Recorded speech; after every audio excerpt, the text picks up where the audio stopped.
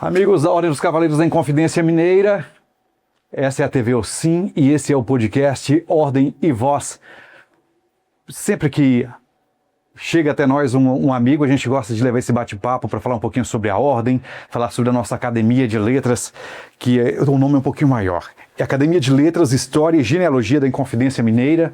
É um dos braços da Ordem dos Cavaleiros da Inconfidência Mineira, que resgata os valores, a história e o legado dos Inconfidentes, cujo mártir Tiradentes foi o nosso grande baluarte. Hoje nós estamos recebendo Eduardo Corso. Ele é professor de primeiros atendimentos. É quase que um serviço paramédico, né? É aquela questão dos veículos do SAMU, as ambulâncias. Aliás, o senhor também tem uma experiência de décadas na Cruz Vermelha. Seja bem-vindo, é um prazer recebê-lo aqui. Prazer, boa tarde, quero agradecer aí o honroso convite de estar aqui presente. Na verdade, nós participamos da criação do sistema de resgate em Belo Horizonte em dezembro de 1994. Para isso... Era o SAMU? O que era ali? Não, na época a gente estava criando o serviço de resgate em Belo Horizonte, mas para que isso se tornasse realidade, nós fizemos um curso de 3 meses no Corpo de Bombeiro do Estado de São Paulo, onde nos tornamos técnicos em emergências médicas e instrutor. E para isso, nós conhecemos todo o material e equipamento que seria utilizado para a formação do sistema de resgate em Belo Horizonte. Inicialmente, esse serviço começou com a corporação, o Corpo de Bombeiros. Sim. Quando foi no mês de março de 1995, ingressou-se os médicos da Prefeitura de Belo Horizonte e a equipe de enfermagem que comporia o serviço médico de atendimento ao primeiro atendimento de urgência. De urgência. Que é a sigla SAMU. Na verdade, isso foi uma cópia, o serviço de resgate brasileiro foi uma cópia do serviço americano. Por quê? Nos Estados Unidos, já há décadas, se leva o hospital para a vítima. O que é levar um hospital para a vítima? É levar um médico, todo o material médico, todo o medicamento, para manter estável aquela vítima no local. Seja o desfibrilador, seja o oxigênio, seja as massagens, tudo vai ali com os profissionais e os equipamentos. Profissionais altamente capacitados, onde daria-se o primeiro atendimento e se houvesse necessidade de reanimação a uma vítima de parada cardiorrespiratória, essa vítima era reanimada com as massagens, com a medicação via venosa, estabilizava essa vítima no local do acidente, para depois transportá-la e ela chegar com vida ainda. Um detalhe importantíssimo. Sim. Nós falamos hoje de Golden Hour, que é a hora de ouro. Em qualquer situação de emergência, quanto menor o tempo, na primeira hora, essa vítima ser atendida com qualidade e rapidez, maior será a chance dela permanecer viva. E as sequelas menores também. Isso não é apenas para acidentes. Por exemplo, acidente de trânsito. Porque o acidente vascular cerebral, por exemplo, esses primeiros minutos são fundamentais. Não é? Perfeito. Quando nós realizamos o exame primário, que é palpar a vítima da cabeça aos pés para identificarmos possíveis lesões, fraturas, ferimentos, a partir do momento que se identifica uma fratura fechada ou aberta, essa vítima é imobilizada e com as técnicas de transporte, ela é colocada numa prancha longa, imobilizamos no local na cena do acidente o pescoço com colar cervical, e aí essa vítima é colocada na prancha longa, na ambulância, onde ela é assistida já dentro da ambulância até chegar a uma unidade médico-hospitalar. Curiosamente, no último domingo à noite eu estava no trânsito de BH e em menos de 20 minutos eu vi 2 acidentes envolvendo motocicletas. É um momento de trânsito mais tênue. O trânsito de BH, que já é um dos piores do Brasil, já superou São Paulo. Em termos de congestionamento, de estresse, é pior. Então, eu acho que a demanda de trânsito é o maior gargalo. Os fins de semana são, de fato, os mais críticos, porque às vezes tem um excesso de confiança, uma ingestão talvez de bebida alcoólica. Sim, o final de semana, numa grande metrópole igual Belo Horizonte, ele tem as consequências, principalmente da ingestão de bebidas alcoólicas, drogas e, indiscutivelmente, o excesso de velocidade. É verdade. Às vezes, assim, a rua está vazia, eu vou atravessar sem olhar. Aí mora o azar. Sim, independente do horário. Tem que dar aquela paradinha, né? Nós que somos condutores de veículo, nós temos que manter a velocidade daquela via, que é o ideal, e obviamente aquelas vias que têm faixa de pedestre, nós temos a obrigação de diminuir a velocidade. Hoje nós enfrentamos um problema emocional muito grande como condutor de veículo. Muito estresse, né? O estresse, o congestionamento, e as pessoas sem paciência alguma, elas querem descontar tudo no pedal do acelerador. E ignora que naquele momento pode estar passando uma criança ou um idoso. Um desavisado, e a consequência é o atropelamento. Hoje, permita-me aproveitar esse momento para um alerta. Estava dirigindo pela manhã, hoje, terça-feira de manhã, nós estamos gravando esse podcast. Eu desci a Afonso Pena e fui fazer aquele contorno para pegar depois o viaduto Santa Teresa. Saí de um ambiente extremamente ensolarado para aquela rua que é arborizada. Uma pessoa seguia com roupa preta na sombra, lentamente atravessando em diagonal a avenida. Se eu não estivesse muito atento, eu tinha atropelado. Ou seja, a nossa história pode mudar em fração de segundos. Fração de segundos. Então fico alerta, pedestres. Atravesse na faixa, pelo amor de Deus. A gente fica mais atento nessas ocasiões, até porque as condições são preparadas para o pedestre ali. A gente tem aí um exemplo. Tem muito atropelamento em BH. Sim. A Transitolândia, que foi criada pelo Batalhão de Trânsito, há algumas décadas atrás, ensina as criancinhas, os jovens, como se portar diante do trânsito, sempre utilizando a faixa de pedestre. Não quer dizer que eu esteja 100% salvo andando na faixa de pedestre. Exatamente. Mas já é um chamativo de atenção, né? Nós temos o dever e a obrigação de, ao atravessarmos, utilizarmos sempre a faixa de pedestre. Ou ficar atento ao fluxo de veículos, porque essa pessoa olhava para era uma via de mão única, e ela olhava para o lado onde não viria veículo, porque eu estava vindo pelas costas dela. É aparentemente uma moradora de rua, mas assim, acontece com todo mundo, porque minutos depois, em outro ambiente, tinha faixa de pedestre, sinal fechado, uma pessoa atravessou 5 metros depois da faixa, outra atravessou 3 metros antes da faixa. Os 2 pedestres não usaram a faixa. Vamos ver uma outra coisa. Educação básica, né? Sim. O idoso, com o passar dos anos, ele vai diminuindo esse movimento de rotação que é virar rapidamente. É mais lento. A gente vê nos acidentes, principalmente um idoso dirigindo um veículo, e batida sempre do lado dele, do condutor, porque há uma dificuldade de fazer esse movimento de rotação, que é diferente de quando eu estou utilizando uma motocicleta. O motociclista, ele gira o pescoço rapidamente. E o corpo meio que acompanha também, no caso da motocicleta. No veículo é só o pescoço mesmo. E o idoso, devido a essa limitação, ele às vezes dá uma olhadinha para trás, de leve, e ele segue com toda a segurança. Então ele não volta a fazer esse movimento de rotação várias vezes. E aí... Porque surge do nada, né? Sim, surge do nada e aí acontece o acidente. O professor Eduardo Corso é formado em Gestão em Segurança Pública e foi professor da Academia de Polícia de Minas Gerais. Foram quantos anos ali também? Eu sou sempre na área de segurança, né? Ou é saúde ou segurança.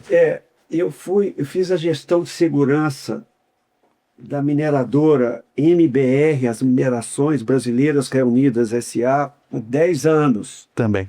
Depois eu fui gerente corporativo de segurança da PIF-PAF Alimentos durante 4 anos. E, recentemente, fui supervisor da área de segurança da PepsiCo do Brasil, a empresa multinacional. E na Academia de Polícia Civil, eu ministrei aula lá por 30 anos. 30 anos. 30 anos. Na parte de primeiros socorros, primeiro atendimento, ou seja, ensinar o policial civil, ferido, baleado ou acidentado, qual seria o primeiro socorro, primeiro atendimento que ele deveria fazer até chegar ao hospital. Tem muito tiroteio, né? Muita gente baleada, muito esfaqueada em BH. Sim. Pô, não sei porque... A gente vê que os homicídios, eles cada vez são maiores. Há que se tratar a questão emocional hoje das pessoas, porque por qualquer motivo as pessoas hoje tiram a vida do outro. Exatamente. Então, é uma questão emocional, é uma questão de saúde pública. Exatamente, porque a saúde emocional, a educação emocional não é ensinada ao brasileiro. Né? E a raiva, ela é um veneno que a gente bebe querendo que o outro morra. O objeto da nossa raiva nem sabe que a gente está com raiva dele. Como ele não morre, a gente fala, vou ter que ir lá matar. É mais ou menos isso que leva. Sim, e independente da crença religiosa de cada um de nós, a ausência de acreditar em alguém mais elevado, transcendental, essa ausência de comunhão, de comungar com alguma coisa que você acredita que é superior a nós, leva a grandes tragédias aí que a gente assiste a toda hora, seja uma agressão, seja um homicídio, seja ações violentas, porque é uma resposta que se tem hoje. Então, a comunicação, no meu entendimento, sim, ela ficou um pouco mais distante, porque hoje você se comunica através de um aparelho celular, ali você expressa os seus sentimentos, ali você se comunica, ali você se vê. Então, isso não consegue permear o sentimento que existe dentro de cada um de nós. Então, é muito importante que a proximidade das pessoas, que nós tenhamos mais trocas, mais carinho, mais amor. A gente sabe que a mão, ela é uma energia muito grande. Então, quando eu estou estendendo a mão, quando eu estou abraçando uma pessoa, eu estou emitindo aquela minha energia para que ela tenha uma coisa positiva para o ser humano. Isso é tão verdade que, independente da religião, a Bíblia tem muito conhecimento humano. Sim. Também. E lá fala sobre imposição de mãos. Sim. Imposição de mãos, sim, tanto no Velho quanto no Novo Testamento. A mãe que põe, às vezes, a mão num bebezinho que está chorando, que está tendo uma cólica ali intestinal, aquela mão, ela é curativa. A mão, quando você está sentindo uma dor, que você põe uma mão no peito ou uma mão na testa, eu estou transferindo a minha energia. E para quem acredita, isso é curativo. Né? O carinho, né? Eu acho que até instintivamente, não é só para quem acredita, porque se dói algo, a gente coloca a mão. É o instinto já. É o instinto da gente. É o instinto, não é? E a gente é energia pura. Pura. E o senhor fala de primeiros socorros, que é a primeira mão no momento de desamparo e desespero. Perfeito. Uma pessoa acidentada, ela está impotente como um todo. Hoje, em virtude das várias doenças infecto-contagiosas que nós nos deparamos aí em qualquer parte do planeta, sim, primeiro a minha segurança. Então, se eu vou socorrer qualquer pessoa, eu tenho que ter no mínimo um par de luvas para me paramentar-me, para tocar numa vítima que esteja com secreção, esteja com sangue, para mim me prevenir contra qualquer doença. Essa é a palavra de um profissional. Todavia, eu estou no trânsito e sou a primeira testemunha de um acidente. Eu não tenho uma luva no meu carro. Tá, se você não Me ajude aí. O Tá. que eu faço? Se você não tem uma luva e essa vítima esteja sangrando uma hemorragia, eu tenho que ter conhecimento de como eu vou conter aquela hemorragia. Para que aquele sangue não acesse a minha corrente sanguínea também, porque eu não sei que sangue que tem ali. Sim, mas como eu sou um especialista na área, eu sempre, lá no meu carro, eu tenho alguns pares de luvas. O senhor é a favor então daquele kit do primeiro socorros dos carros? Sim, cara, Por que tiraram? tiraram porque É fundamental. esses aí, É verdade. A política entra nas coisas e estraga tudo. política entra, mas assim, o kit, ele salvou muitas pessoas. Ele Devíamos ter ainda. protegeu muitas pessoas, né? Não o kit completo, igual eles que empurraram na gente querendo comprar, mas Conhecimento, acho que foi a melhor coisa que eu assisti no Detran, que eu fiquei lá dando aula lá 15 anos no Detran. A gente teve um delegado, na época, Dr. Vanderlei. Dr. Vanderlei instituiu, antes do Brasil, antes do governo federal instituir, Dr. Vanderlei instituiu o primeiro socorros para todo mundo que fosse tirar carteira de habilitação em Minas Gerais. Eram os primeiros socorros e a direção defensiva. hoje não tem mais. Ou tem? Hoje até as autoescolas acabaram. Até a autoescola as acabou. autoescolas acabou. E aí, nós vamos ter aí lá na frente condutores de veículos inexperientes que vão estar acessando rodovias altamente perigosas e vão causar muitos acidentes. Eu imagino que o senhor tenha tirado sua habilitação faz o quê? Uns 40 anos? Talvez mais. Tem 49 anos que eu tinha. Naquele tempo até mecânica tinha. Sim, a gente tinha. Você tinha que aprender mecânica para ser um condutor de veículos. Um pouquinho ali, um carburadorzinho, uma bobina, coisa, trocar um pneu. bem básica, mas para tirar a carteira de habilitação 48 anos atrás, era altamente rigoroso. Se você não passasse nas perguntas que o examinador te fazia, porque era uma mesa que existia no Detran com as placas de sinalizações, e ele perguntava: que placa é essa aqui, que via é essa aqui, vou fazer isso aqui. Então tinha uma exigência muito maior, e o conhecimento, ele salva vidas, o conhecimento ele te protege. Então não tem que deixar de ser exigente, a gente tem que ser exigente, sim. Porque são vidas, né? O carro é uma arma. Sim. O carro é uma arma. É uma arma e depois não tem retorno. Uma perna amputada, 2 pernas amputadas. Uma vida ceifada. Uma vida ceifada, a gente não consegue depois retornar. O professor Eduardo Corso, por 30 anos, foi professor da Cadepol. Lá possivelmente tenha passado o nosso grão colar, Sérgio Adriano. Sim. Foi policial civil até se aposentar. Nosso grão-mestre aí, o nosso querido Sérgio Adriano, foi aluno lá da nossa academia de polícia, a Cadepol, e nós tínhamos outro tempo, né? A polícia era mais brava também, né? Tinha A polícia era mais respeitada. muito respeitada. Mais respeitada. Então, a polícia era respeitada. Quando a gente via veraneio chegando, Sim. até quem não devia nada tremia. Né? Então a gente tinha um respeito tão grande porque sabíamos que não existia passar a mão na cabeça de quem estava errado. Exato. Então ali os investigadores, na época, os delegados, eram muito rigorosos. E nós não tínhamos a violência e a falta de respeito como nós hoje vivenciamos no mundo inteiro. Amaciou demais. Outro dia, era sábado à noite, eu estava dirigindo e fui parado numa blitz de trânsito. Eu fui atendido tão suavemente que eu falei: caramba, isso já foi mais rigoroso. Eu já falei: vamos daqui, vamos dar um baculência, eu quero aquela coisa. Cara, mas assim, se você quiser fazer tal coisa, eu falei: mas eu que escolho. Eu falei: não quero não. Quero não. Hoje De o bafômetro, você quer? Se não quiser também, vai. Então não quero não. Mas dá lá, vamos fazer. Etilômetro, né? O nome científico. A lei diz que ninguém pode fazer prova Contra si mesmo. si mesmo.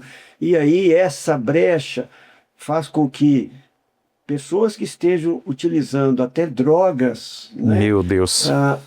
no passado, acidentados que chegavam no pronto-socorro João 23, ela coletado o sangue para verificar O toxicológico. via alguma substância tóxica, né? Ou foi usuário de alguma droga, ou se tinha ingerido bebida alcoólica. Então, era um protocolo que na época... Hoje não pode mais, talvez? Hoje não pode mais sem o consentimento da pessoa, né? Tá tudo ajeitado pro malandro, né? Tá tudo inverso, né? O Brasil tá configurado pro malandro fazer sucesso. Mas nós acreditamos no ser humano, nós acreditamos que mudanças podem ocorrer Sim. para melhorar o nosso dia a dia, o nosso trabalho, a nossa sociedade. Quando o senhor fala em acreditar no ser humano, é uma moeda de duas faces, porque eu já morei em estados, em 4 regiões brasileiras. O melhor e o pior dessas regiões é o seu povo. O melhor do Rio Grande do Sul é o gaúcho. O pior do Rio Grande do Sul é o gaúcho. O melhor da Bahia é o baiano. O pior da Bahia é o baiano. A melhor coisa que tem em Minas é o mineiro. A pior coisa que tem em Minas é o mineiro. Porque o fator humano tem uma variável muito ampla. De acreditar no ser humano, mas em qual ser humano? Aquele ser humano, desde pequenininho, seus pais impuseram limites, seus pais investiram na educação, seus pais exigiam que o estudo fosse primeiro do que o trabalho, e aí não tinha, há décadas e décadas atrás, tantos divórcios, tantos desquites, tantas separações de um pai com uma mãe. Então, a ausência da família no crescimento de um adolescente contribui Impacta, na frente para outros problemas. Exatamente. Porque a família Isso. e é a menor célula da sociedade, né? Onde tudo precisa sair saudavelmente. Sim, então, quando um casal se une, 1 mês, 6 meses, 1 ano depois, ele está separando e já tem ali a concepção de uma criança, quem vai levar o problema à frente vai ser aquela criança que está com o pai e a mãe vivendo em locais diferentes, ou às vezes um pai que é muito ausente, ou às vezes a própria mãe que também é muito ausente em virtude dela ter que trabalhar para ajudar o sustento daquela criança. E muitas vezes aquela criança acaba não tendo a opção de querer estudar, ou não tem um acompanhamento direito dos pais, se ela está indo bem na escola ou não. Isso lá na frente está refletindo no nosso dia a dia, na sociedade.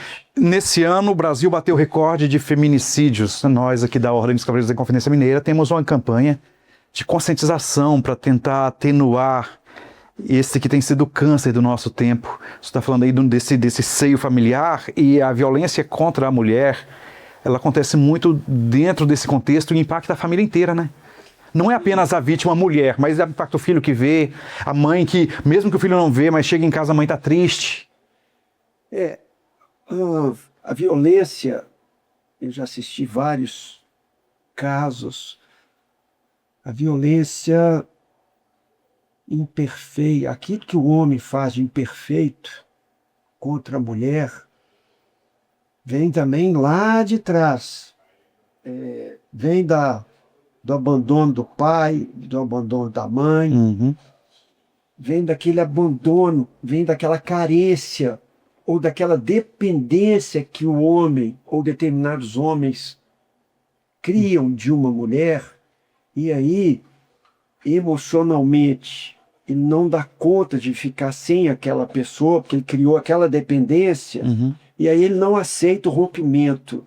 E quando ele não aceita o rompimento, ele se perde, às vezes ele tira a vida da mulher, ele tira a própria vida, em virtude do emocional, da dependência. Porque aquele homem que não se torna dependente daquela mulher, mas se torna um companheiro, um parceiro, um amigo, uma pessoa que realmente se alinha no respeito mútuo e diário, aí só vai prevalecer a luz e a vida desse casal.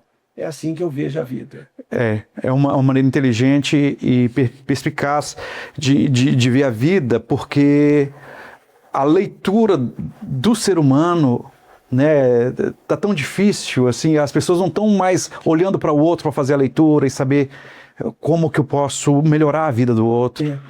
Eu não fiz psicologia, mas a gente vê as transformações que ao longo da vida a mulher tem. A mulher ela vai ter a primeira menstruação, depois vai crescer os pelos pubianos, vai crescer o seio, numa determinada etapa ela engravida, então o corpo se transforma todinho. Todo. Posteriormente, essa mulher vai gerar uma vida. E a mudança de hormônios emocional da mulher é muito grande. Em cada fase, né? Sim, aí até ela chegar na fase onde ela cessa A menopausa. ela entra na menopausa, ela cessa os hormônios, e aí só tem uma mudança. O homem, ele chega numa determinada idade, que ele tem o crescimento dos pelos pubianos, que ele tem a ereção, e vai ter a andropausa lá na frente. Em contrapartida, a mulher ela teve várias mudanças. O homem precisa saber fazer essa leitura da mudança de fase. Sim. Tal qual a gente vê a mudança da lua. Sim, a mulher ela tem. Então a mulher, emocionalmente, ela é muito mais forte do que nós. E nós temos que entender isso. Agora, não devemos nunca tornar-nos dependentes emocionalmente de ninguém. É verdade. Tampouco da nossa companheira. Nossa companheira a gente tem que ser amigo, tratar com carinho. E fazer essa leitura, né? Saber ler o outro, deixar de ser tão narcisista e olhar para o próprio umbigo e começar a olhar o outro. Porque a gente se torna tão egoísta, tão posse, e que nós achamos que aquela pessoa ali não pode olhar, ela não pode virar para trás, ela não pode conversar, ou seja, nós queremos tolir a pessoa de fazer tudo, e está errado. Se apossar da vida do outro, né? Como um parasita. É uma parte emocional assim que mesmo. precisa ser tratada. No homem. Sim, No homem. Eu não sei se podemos, eu pedi que alguém da contra-regra aqui, por gentileza. Sérgio, vê aquele vasinho, aquela Tupperware que ele trouxe. Entregue na mão dele, por gentileza. Essa aí. Isso. Qual a idade do senhor hoje? Eu estou com 67 anos. Então o senhor pode dar aulas pra gente. O senhor carrega esse recipiente de água o dia inteiro. O senhor tem quanto? Eu tenho 67 anos. 67. Com essa cara de menino. Bondade. O senhor aprendeu a envelhecer bem. Sim. Qual é o segredo? O segredo é na alimentação e na atividade física. E na água? A água, ela vem de um sofrimento. Ah, me explique. Eu era um consumidor diário de litros e litros de refrigerantes. Tive muitos problemas de cálculos renais. E ao consultar com um nefrologista, ele viu que eu não tomava água. Isso já se passaram 10 anos. Sim. E hoje, em qualquer parte do planeta que eu vou, eu levo 3 garrafas.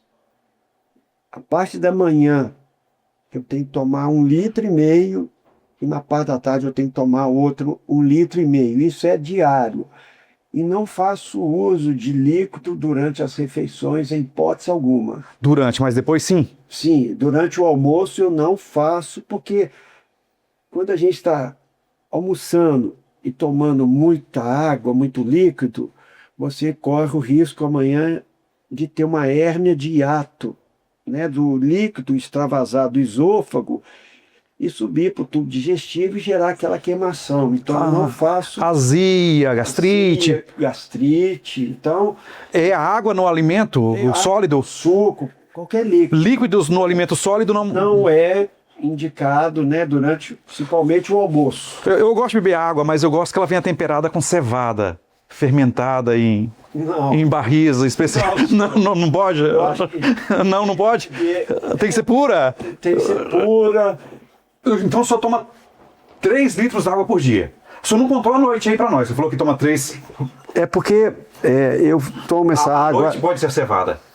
Não, é porque eu não tenho hábito durante a minha vida de consumir nenhum tipo de bebida alcoólica. Fermentada. Não, então eu nunca fui de fazer uso. E assim, eu acho que a alimentação, a gente tem que ter conhecimento daquilo que é bom e aquilo que é prejudicial à saúde. Então, eu sou, posso dizer, um pouco metódico para comer. Eu sou bem controlado, vamos dizer assim. Eu não excedo em hipótese alguma. De morte natural só vai levar um tempão. Só se cair um avião aqui, ele não vai olha acontecer. bem, Porque minha mãe a máquina corpo humano sua está atingindo. Minha mãe viveu 96 anos. Tem 2 anos que Deus levou.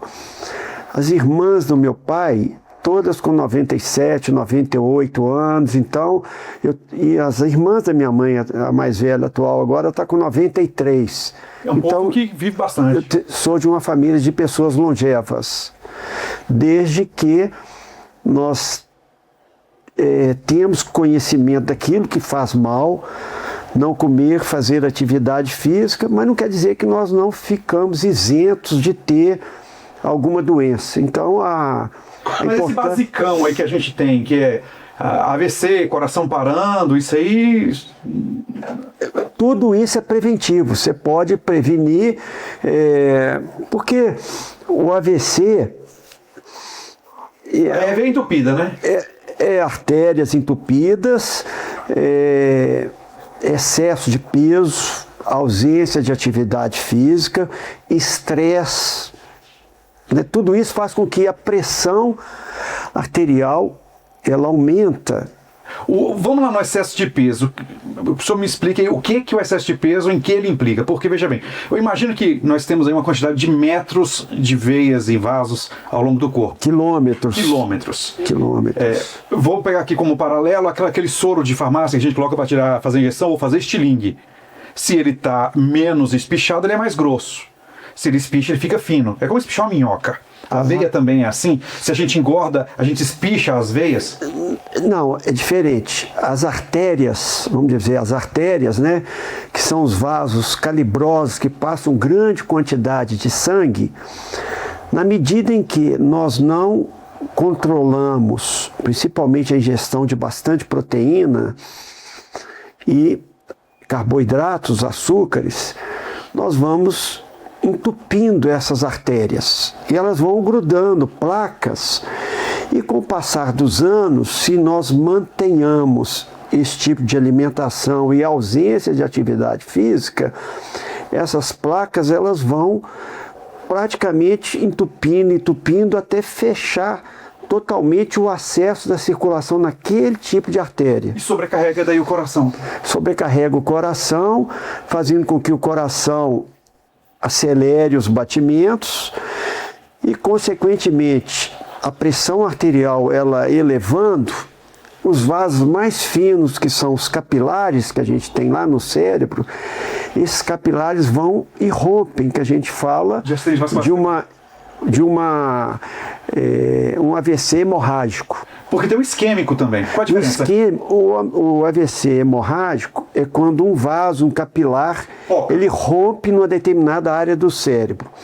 O AVC isquêmico é quando ele interrompe a circulação no cérebro num determinado local. E o sangue não chega com oxigênio. Então aquela parte ali do cérebro, aquela pontual ali, aquela área morre. A panturrilha é o coração da gente? É um segundo coração, né? A panturrilha é um segundo coração. Por quê? Ele bombeia para cima. Sim, então o corpo, para que o sangue vá até as pernas e retorne, o coração tem que fazer um esforço muito grande. Então o exercício físico, indiscutivelmente, ele facilita a circulação, consequentemente o coração ele trabalha com menos esforço né? Uma vez que você mantém o seu peso e as suas atividades físicas, a sua alimentação, você está ajudando o coração a fazer com que aquele sangue atravesse todas as artérias, todas as veias e todos os capilares. Os mecânicos de motor vão entender bem isso, né? Porque você vai deixando ali, o carro vai entupindo as mangueiras, o motor engole o caroço morre acima, já não aguenta mais subir. Sim, é nesse sentido. Essa mecânica de funcionamento, né, não vou comparar nunca a um veículo, que Deus é muito mais perfeito. Deus é mais perfeito. E a mecânica, o funcionamento seria alguma coisa parecida. E hoje, Eduardo Corso é membro da Academia de Letras, História e Genealogia da Inconfidência Mineira. Quanto tempo já Então, eu entrei dia 13 de dezembro de 2025. Muita honra. Já conheci muitos escritores, escritoras, já conheci muita gente importante. E é uma honra estar fazendo parte da Academia de Letras. Eu não imaginava que na altura da vida eu me ingressasse numa Academia de Letras. Nunca me passou pela vida, mas Deus me deu isso de presente. E o senhor tem muito a contribuir, muito conhecimento. Já pensou em escrever? Já Sim, escreveu? Eu tenho praticamente quase pronto um livro de poesias. Eu gosto de poesias. Você escrever sobre saúde? Não, já escrevi. No tempo em que eu trabalhei no Detran, nós escrevemos vários manuais de primeiros socorros. Inclusive, para os candidatos a carteiras de habilitação, nós fomos procurados por vários editores, então nós temos vários livros de primeiros socorros publicados especificamente para quem é condutor de veículos automotores. Tem um curso muito aprofundado sobre vem dos primeiros socorros, sobre condutores de ambulâncias, né? Sim, eu também ministro o curso para condutores de veículos, né, de emergência, né, que são as ambulâncias. Então nós já fizemos. Mas vamos voltar na poesia. Eu divaguei. Vamos voltar na poesia. Poesia é algo sempre romântico ou não? Não. A poesia, ela nasce de um sentimento, de um momento em que a gente sente a necessidade de colocar aquilo que está dentro para o papel. Para eternizar isso, né? Sim. Imagina se a gente morre e leva isso. Então, tem que deixar para alguém, né? Nós temos uma flutuação, vamos dizer assim, de momentos que a gente vive. Eu vivo muito a parte de saúde, de pessoas que estão doentes, de pessoas que estão precisando de um socorro. E aí, a emoção da gente muda a todo momento. Então, e às vezes me dá vontade de escrever, dizendo para aquela pessoa, para ela ter mais força, para ela ter mais luz, para ela ter mais coragem, que ela vai conseguir, que ela já é uma vitoriosa, por estar conseguindo suportar aqueles desafios que a vida às vezes nos impõe. E aí vai o papel e eu começo a escrever. Falta agora eu preparar para fazer a impressão e em brevemente fazer uma noite de autógrafo aí, do qual já o convido aí para o senhor fazer parte aí dessa noite. E faremos inclusive a cobertura pela TV Ocim do lançamento do seu livro de poesias.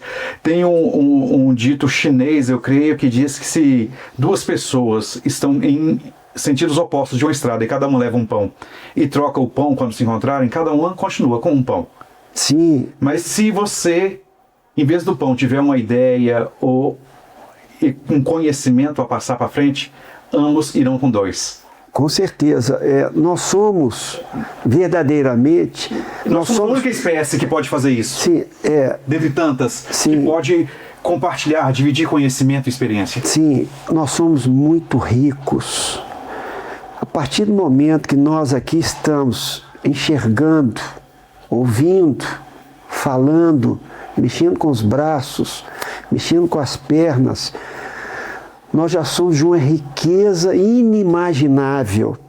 E aí, por que não dividir um olhar, uma escuta, Sim. Um abraço, um aperto de mão. A gente, às vezes, no meu dia a dia, a gente se depara com pessoas que querem falar muito. E existem outras pessoas que a gente depara que precisam de ouvir. E aí, chega naquele momento em que Deus manda determinados anjos em nossas vidas para que nos acolha naquele momento mais difícil. E às vezes a minha necessidade naquele momento é só de falar e ter alguém com a capacidade de ouvir. Então essa troca, esse compartilhamento, essa divisão, a gente tem que fazer a todo momento, que nós somos útil a todo momento para todo mundo. Exato. E falo ainda mais, não desperdice nenhuma oportunidade que chegar naquele momento para você. Não desperdice, abrace, faça alguma coisa. O universo moveu-se para que essa oportunidade chegasse até você naquele momento. Sim, então a gente tem que abraçar e tem que envidar todos os esforços para fazer aquilo que é necessário naquele momento. Eu acredito que o senhor tenha dito isso de longa experiência em ter uma vida dedicada ao outro, que é a única vida que vale a pena. Aquela vida do egoísta, do narcisista, que é tudo para mim, é tudo meu umbigo, tudo gira em torno de mim. É uma vida triste. A vida que vale a pena de verdade é aquela vida que você dá pelo bem do outro. E você ficou numa das instituições respeitadas mundialmente, que é a Cruz Vermelha. 20 anos de Cruz Vermelha. O senhor chegou a ser, eu anotei para não errar, o senhor chegou a ser secretário-geral da Cruz Vermelha em Minas Gerais. Eles são um serviço muito bonito. Nas guerras, nas catástrofes. Cruz Vermelha... Alguém mais do que tinha nessa palavra, mas catástrofes. A Cruz Vermelha nasceu em Genebra, na Suíça, em 1863, pelo fundador Jean-Henri Dunant. Em Solferino, na Itália, esse cidadão suíço se deparou com pessoas feridas na guerra e que elas ficavam ao relento e acabavam morrendo. E aí, pelo gesto altruísta, ele começou a socorrer as pessoas, independente de qual nação era aquela pessoa. Ele começou a socorrer essas pessoas e chegou um momento que ele criou a Cruz Vermelha Internacional. A Cruz Vermelha nasceu em Genebra, na Suíça. Para fazer uma homenagem a essa instituição Cruz Vermelha, houve a inversão das bandeiras, da bandeira da Suíça. A Suíça, a bandeira é branca de fundo vermelho.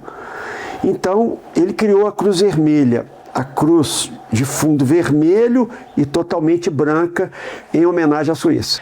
Essa bandeira ela é respeitada por lei de guerra. Onde passa um veículo com a Cruz Vermelha, ninguém toca. Eles são uma espécie de ser sagrado. Deveria ser assim. Deveria? Não é assim, de fato? Quando a Cruz Vermelha foi criada, também criou-se as 4 convenções de Genebra.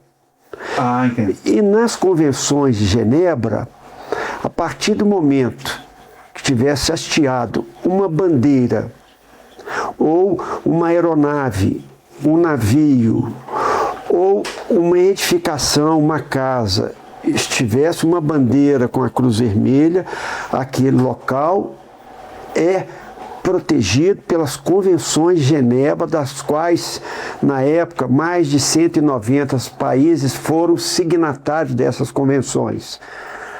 Hoje, infelizmente, a gente viu aí recentemente em Gaza, Israel bombardeando vários hospitais e matando vários médicos, ou seja, houve um desrespeito ao direito internacional humanitário. Sim.